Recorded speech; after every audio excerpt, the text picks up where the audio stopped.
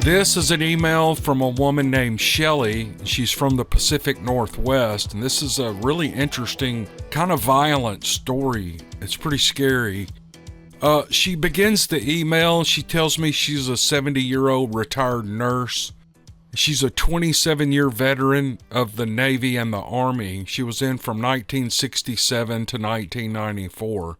She's been to Japan and Saudi Arabia. She deals with veterans who suffer from PTSD. She's also a disabled combat veteran due to exposures to environmental contaminants in the area that her unit was in 1991. I'm guessing that was Kuwait. But here's what she writes. I grew up in Oregon and frequently went hunting and fishing with my father every year since I could hold a fishing pole or legally hunt with him. I guess you might say that I knew most of the animals that are normally found in the area near where I lived and hunted. During these expeditions into the wilds, I've never seen, heard, or smelled anything that might be evidence of a Sasquatch that lived in the areas where we hunted. I've also been skeptical that such a creature existed even after the Patterson film was released. While I was on active duty, I came home on leave for hunting season, which occurs around my dad and my own birthday every year. The last hunting seasons that I went with my father before he could no longer hunt, this last hunt trip was near the area where my encounter would occur. And we've seen bears and big cats and elk and deer in that area. I have 3 cats, and I've always kept 3 since I left active duty. My cats age and pass on, and I take them and bury them in the same area that all of our pets have been buried over the years. Since there are bears in the area of our little pet cemetery, I carry a sidearm when I'm up there. I also remain alert to the sounds around me because of bear and big cats. My big tomcat, I'm going to try to pronounce this name, Schottenjäger, it's a German name. I'd spell it for you, but just suffice it to say Schottenjäger, passed away the day before the encounter on June 18th of 2019. The afternoon of the 19th, I took him up to the little pet cemetery below Harness Mountain, which is located in Douglas County in Oregon. I was digging the small grave and was nearly done when I heard what I thought was a bear moving through the brush on the small hill above the pond. The breeze shifted, and I got a whiff of a strong musky smell, and I thought I had a bear either stalking me or passing close by. I drew my pistol and I chambered around, and what happened next caught me totally by surprise. There was a loud grunt, and something started to stomp through the trees, and it was snapping branches as it went. The dry ground made the stomping sound like hollow drum beats. Well, I finished digging the grave while the creature circled me, stomping and grunting, and when it was opposite of me across the pond, it picked up a big rock about the size of a medium Hermiston watermelon and threw it across the pond toward me. It landed a short distance from the bank, and it splashed water up to where I was digging. Well, this was disconcerting, so I finished the burial without any ceremony, and I stacked some large rocks on the grave that I had hauled up with me to protect it, and then I got ready to leave. While I was still there, I heard branches being snapped, and at one point I saw a large snag, maybe 20 feet tall and a good 18 inches thick, get pushed over. I finished up, and then I loaded my tools back into the pickup, and I got ready to drive off, and I heard another loud grunt from the hill behind me. I got in and pulled out onto the main road and started to drive away. As I passed through a clump of brush near the swampy area, a rock came flying from the brush and hit my windshield, knocking a big round chip out of it.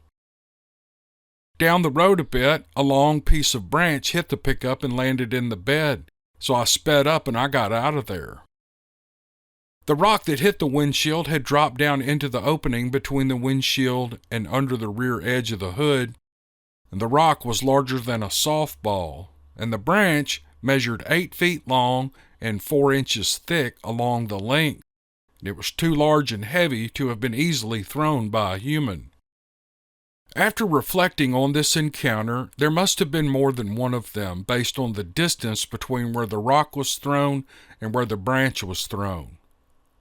I went back up there a couple of weeks later to check on the fresh grave to be sure that it had not been dug up by a wild predator, and I planted some native iris.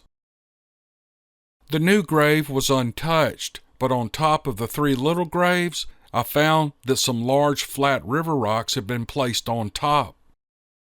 The nearest source for those type of rocks was 15 miles away. As I was leaving on this trip, another rock was thrown at my pickup. It was as I drove away, and this one landed in the bed, doing no damage. The rock was close to the same type and size as those being used on the newer logging roads in the area. In the summer of 2019, it was a dry year, and many of the springs had dried up, and the pond was probably the only source of water near. These creatures may have been trying to drive me so that they could access the water. I never saw the creatures that I encountered, but one thing is for sure: bears don't stomp, nor can they throw rocks or sticks. I've heard later that when Sasquatch throws rocks, they lob them underhanded. But the rocks that were thrown at me were thrown with a flat trajectory like a baseball. I didn't take time to search for the tracks or any other evidence of what had been trying to intimidate me. I felt that I was not welcome in that area, at least when I was there. There has been elk and deer hunting since my encounter, so many of these creatures have moved on. It has now been a year since I've been up there last, but I will be going back when my elderly cat passes on. Since this encounter, I have a video camera set up in my pickup, and I now explore the back roads in the area where I live. And when I record the intro to each video, I jokingly say, maybe I'll catch the big hairy guy on this trip. Well, I guess maybe I'm looking to catch one of these creatures on video. But I enjoy the videos of wildlife, wildflowers, mountains, waterfalls, and whatever I do find. And she signs off as Shelley of the PNW. And she reminds me that PNW means Pacific Northwest. I actually knew that one. Can you believe that? That's one of them I actually knew. But I thought this was a crazy story. I mean, you got a pet cemetery. I don't know. Whenever we have pets die, we just kind of we just bury them in the yard, or if it's not a real close pet, or if it's a chicken or something, we just throw them out in the woods and let the predators get them, or scavengers. But the pet cemetery thing, that's kind of a neat idea, to find a place out in the middle of nowhere and bury your pets. I like that idea. I've never thought of that. To be there saying goodbye to a treasured pet and then be harassed by Bigfoot is, and I know people will say, well, you're in their area, blah, blah, blah. If they're as smart as people think they are, then they know what this woman's doing. She's carrying a dead cat, and she's digging a hole to bury the cat. She's not coming in, moving in on their territory. And if they're as smart as people think they are, they should know that. And it kind of bothers me that they harass people that are just not doing much of anything but walking or whatever. I mean, I'm not really mad about it. I'm just like, I don't know. I guess I have a bit of a heart for this woman because she's burying a pet. We have a lot of pets and I love them. And I don't know. I'm just rambling on. But I thought it was a great story. Obviously they can be dangerous. One of those rocks could have come through the windshield and hit her in the head and killed her. Come on. That stick, 4 inches round and 8 feet long, that's a dangerous weapon. That's the way it went, and she doesn't seem to be too scared, so she says she's going back out there. I think that's pretty cool. So thanks, Shelley, for sending the story. Let's go to another one. Welcome to the Dixiecryptid podcast. My name is Cameron Buckner, and all we do is tell stories. I've got some friends that own a soap company. It's called Yeti Bars Soap Company. They have a huge selection of soaps that you wouldn't believe. And if you use the code DC10 at checkout, you get a 10% discount when you click the complete sale button. So give them a look. YetiBars.net and YetiBars on Facebook. And they're shipping to the UK right now. Shipping to the United Kingdom. Give them a try. YetiBars.net.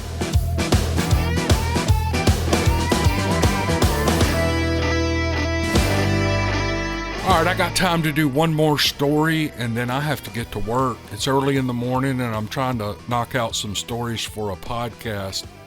I came across this one a few months ago, and I'm just now getting to it. But it's a great story, and it may not end up like you think it's going to end up. But at any rate, it's still an exciting story. The writer's name is Dan, and here's what he writes. I found your YouTube channel only a few days ago, and I really enjoy the stories. Thank you, Mr. Dan. It's quite refreshing to hear the stories of people my own age. I'm now over 60, and the majority of the content on social media and YouTube is geared toward teens and 20-year-olds. Man, you got that right. It's hard to find good stuff for people our age. I agree with that, Dan. In the 1960s, the Texas county I was born and raised in covered 500 square miles. We had one school for the entire county, and all 12 grades were attached buildings connected by the cafeteria. At that time, all of the Dallas-Fort Worth Metroplex had a population of 1.5 million people. That same area now has 7.6 million people as of 2018. And now, I'm thinking it's probably over 10 million. Fort Worth was the closest large town to us, and it was a full-day trip. Only once or twice a year would we make that trip. We didn't have indoor plumbing or running water, and that's how it was for ranchers in rural Texas. We lived on a section of land that had been in my family since the Texas Revolutionary War, when it was deeded to my family for participation in that war. We owned 1 square mile of land. September of 1965 was unusually wet. Our property bordered the Brazos River, and there were several runs and creeks that had been flooded for many weeks. It was impossible for me to meet up with my closest friend that lived nearly a mile away across the pastures and the wooded creek ravines. So one day I finished my chores when I got home from school, and I saddled up my horse to meet up with Eric in an open area between our properties. It was a lowland area, and it flooded with only modest runoff from the rain. It was fenced off to keep our livestock from getting into and sinking in the mud. Yes, cows are that stupid. I saddled up and was headed to see Eric when I reached our usual meeting point, and he wasn't there. That was not altogether unusual due to our chores taking longer some days than others. 3 gates and 45 minutes later, I arrived at his house where he was finishing up work on a tractor with his father. It was also about that time that his mother rang the dinner bell for them to come and eat. I was invited to join them, as was the custom, and we washed up and took a seat at the table. While we were eating, the rain started again, and I knew my ride home would be a wet one, yet it was nothing I had not done before. I finished eating, and I thanked Mrs. Emma for my dinner, and I asked to be excused to make my way back home. I was asked to spend the night, or Eric's father would give me a ride home. I could pick up my horse from the barn the next day, they said. Well, I was pondering what I wanted to do, and I remembered that I had not removed the saddle from Ivan, my horse. Eric and his father walked with me out to the barn, and the rain had quit, and the sky was clear and a full moon shone overhead. I could cut my travel time in half if I went straight through the ravines. It was a straight line from where I was to our house. I told Eric's father that I would take the North Pass, and that would take me 2 hours, and I told Eric that I would see him at school the next day. Ivan and I took off at a full gallop across the pasture nearest the bar and reached the first gate in no time. After closing the gate, I turned south. I reached the south end of the pasture and I turned east where I came to a fence line. There's a cut in the fence that Eric and I used all the time.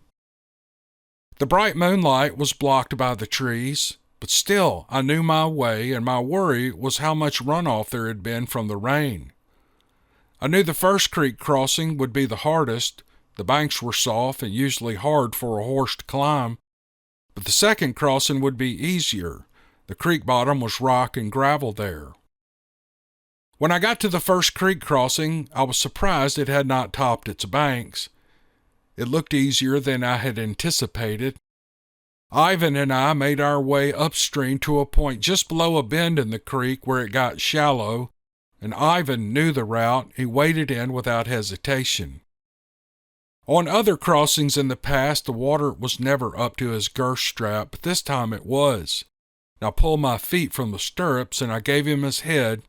He knew where he was going, and after crossing that creek, the barn was only a quarter-mile away. We arrived at the second creek crossing that was 50 yards from the fence that would lead me to the barn. The creek bank on the west side, where I was entering, was low but a bit rocky, and Ivan would sometimes place his hoof 2 or more times before he was happy with his footing, and then he would take the next step.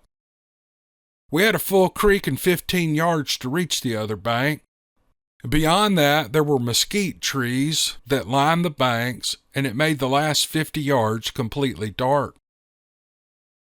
We made it to the bank, and I gave Ivan his head again, and he picked up speed to climb out of the river. It was muscle memory for him, because we had crossed there many times. With my head down and leaning into his climb, Ivan leveled out and trotted toward the trees. We entered that last stretch under the darkness of the trees. Ivan was only a horse length into the darkness, and he stopped.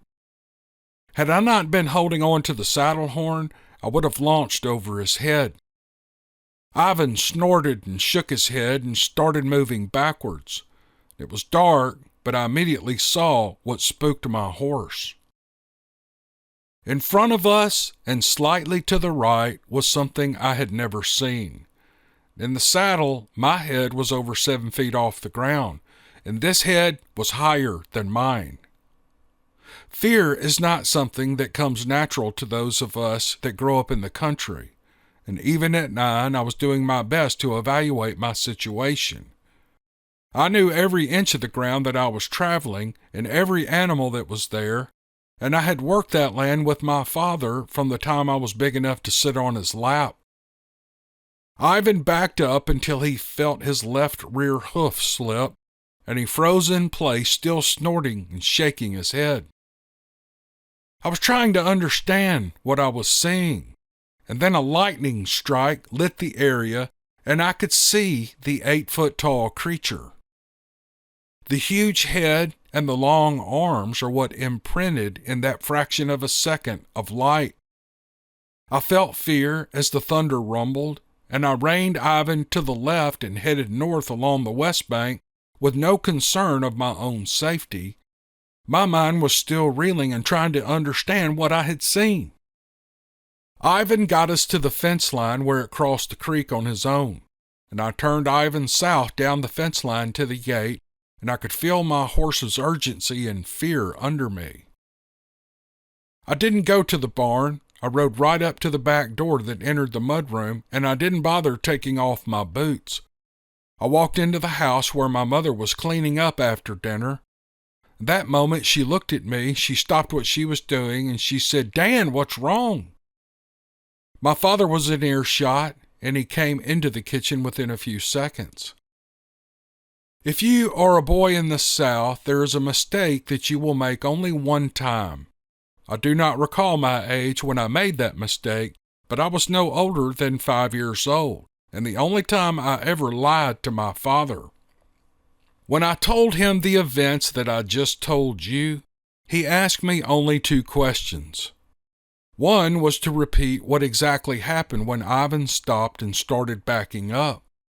I told him that he backed up until there was no safe footing for him, and he continued to snort and shake his head, even with my hands in the reins.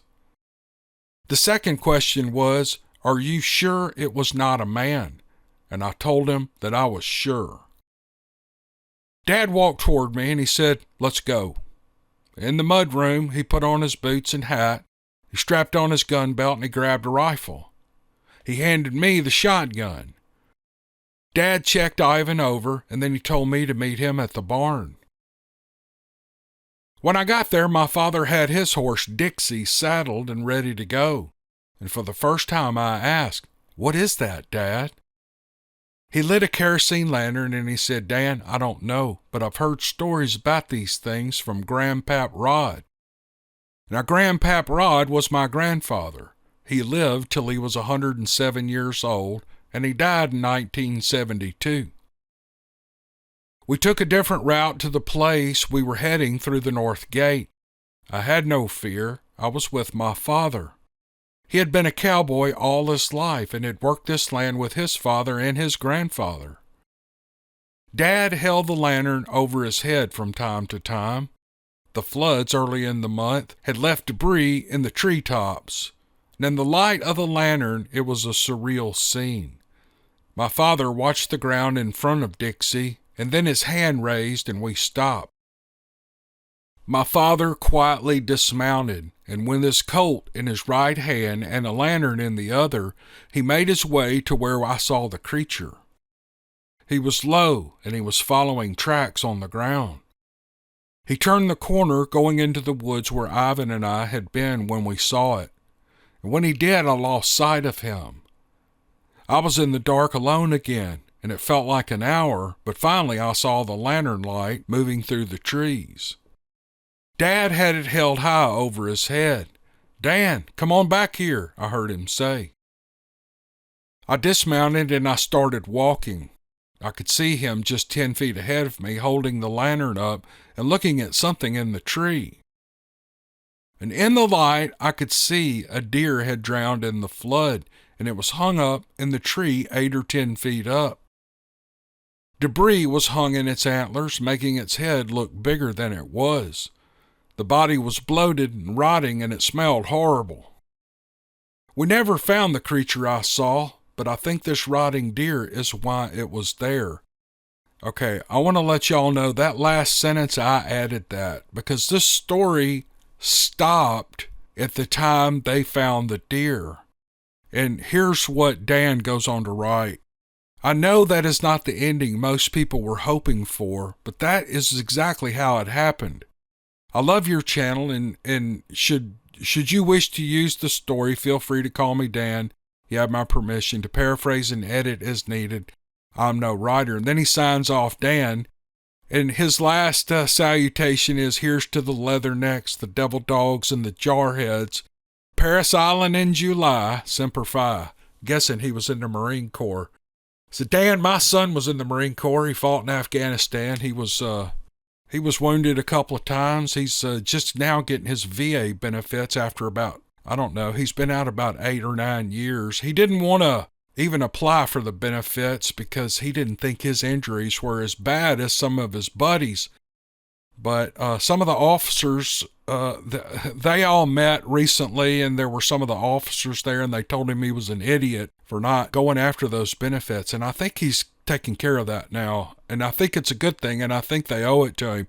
But anyway, that's Dan, my son's a Marine Corps, and you guys will probably have a lot to talk about. But yeah, that's how he ended the story. He said debris was hung in its antlers, making its head look bigger than it was. The body was bloated and rotting, and it smelled horrible.